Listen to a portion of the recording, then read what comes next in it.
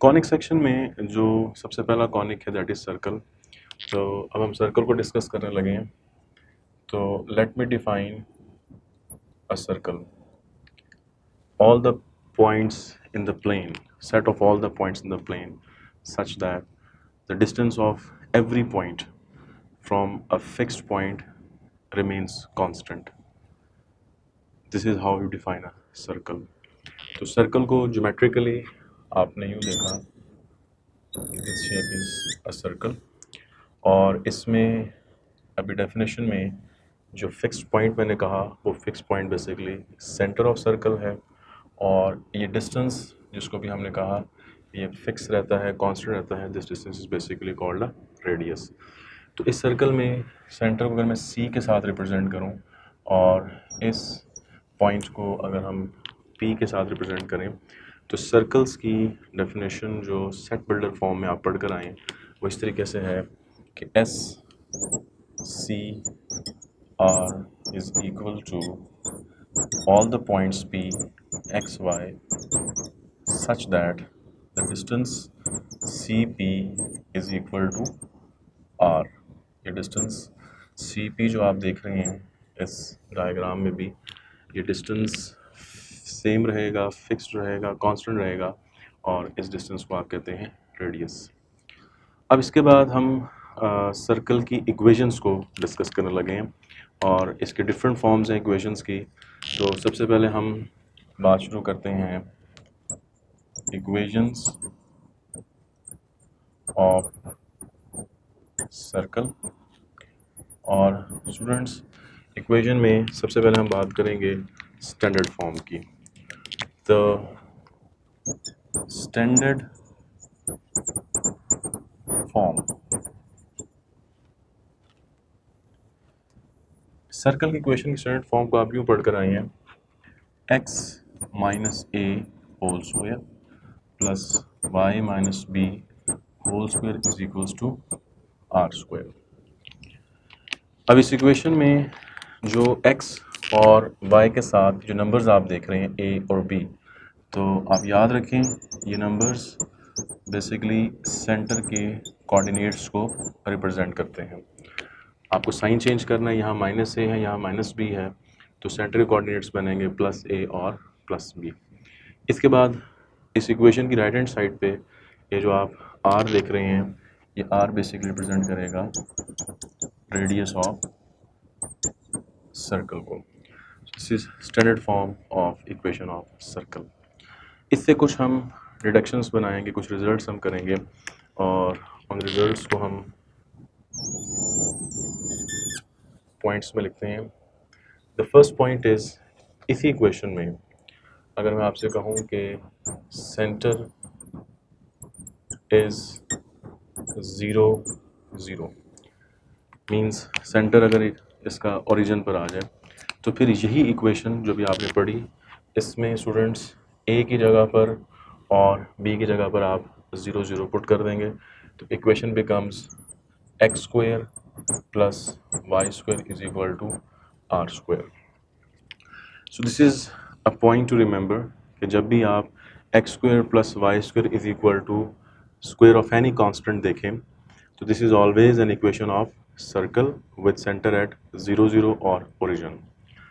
Second point हम इसमें ये करते हैं, इसी इक्वेशन में if r becomes 0 means if radius becomes 0, तो फिर जो इक्वेशन है यही इक्वेशन, इसमें आर की जगह 0 पुट कर दें, this becomes x square plus y square is equal to 0। Now what is this? तो आप पॉइंट याद रखें कि जब रेडियस 0 हो जाए तो basically it becomes a point circle. वो सिर्फ एक, उसका लोकस सिर्फ एक पॉइंट बनेगा, पॉइंट सर्कल है। इसको आप यहाँ नोट भी करें कि this is basically special case which is a point circle. Students, इसके बाद हम बात करते हैं general form of equation of circle की।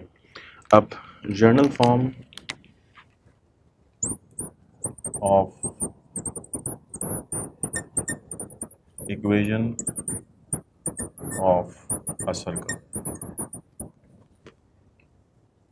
दिस इज अनदर फॉर्म इसको हम यूँ लिखते हैं x square plus y square plus 2gx plus 2fy plus c equals to 0. This is general form of equation of circle. अब इसमें कुछ points हैं इंपॉर्टेंट, वो आप नोट कर सकते हैं कि सबसे पहले जनरल फॉर्म से अगर हम सेंटर के कोऑर्डिनेट्स लिखें so that becomes -g minus f. आपने नोट किया कि इस इक्वेशन में we have 3 constants g, f and c। g, f और c ये आर्बिट्रेरी कांस्टेंट्स हैं एंड दीज आर 3 बेसिकली, ठीक है जी। तो सेंटर में -g और -f आ जाएगा। इसी तरह से अगर आपने रेडियस फाइंड आउट करना है तो रेडियस जनरल फॉर्म से कैलकुलेट करने का formula g square plus f square minus c square. So this is the formula to calculate the radius, ठीक है। अब इसमें कुछ की पॉइंट्स हैं जो हम यहाँ डिस्कस कर लेते हैं। और द फर्स्ट पॉइंट इज, आप याद रखें कि सर्कल की इक्वेशन में प्रोडक्ट टर्म कभी भी एग्जिस्ट नहीं करती। So the point is no product term, no product term. And you know what is product term? जिसमें एक्स और वाई मल्टीप्लाई हो। तो no product term x y involved.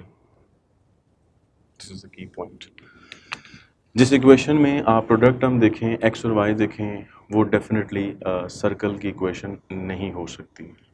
Second point, circle की जो जनरल इक्वेशन है उसमें आप याद रखें कि एक्स स्क्वायर और वाई स्क्वायर के जो कोफिशिएंट्स हैं वो हमेशा 1 होने चाहिए। तो अगर किसी क्वेश्चन में किसी जगह पर ये कोफिशिएंट्स 1 नहीं हैं, दोनों सेम हैं, 2 हैं, 3 हैं, 4 हैं, तो सेम नंबर पर डिवाइड करके आप इनको 1 बना सकते हैं। क्वेश्चन की प्रैक्टिस में हम इस चीज़ को देख लेंगे। तो इनिशियली हम ये पढ़ रहे हैं कि इनके जो कोफिशिएंट्स हैं वो हमेशा 1 और 1 होने चाहिए। This is important. तो हम लिख लेते हैं कि coefficients of x square and y square terms should be 1. So students, ये सर्कल की जनरल फॉर्म में की पॉइंट्स हैं और आपने उसकी स्टैंडर्ड फॉर्म में देख ली है। अब इसके बाद हम कुछ प्रैक्टिस क्वेश्चन इसके ऊपर करते हैं और फिर आप देखिएगा कि किस तरह के क्वेश्चन जो हैं वो इस टॉपिक के लिए इम्पॉर्टेंट हैं।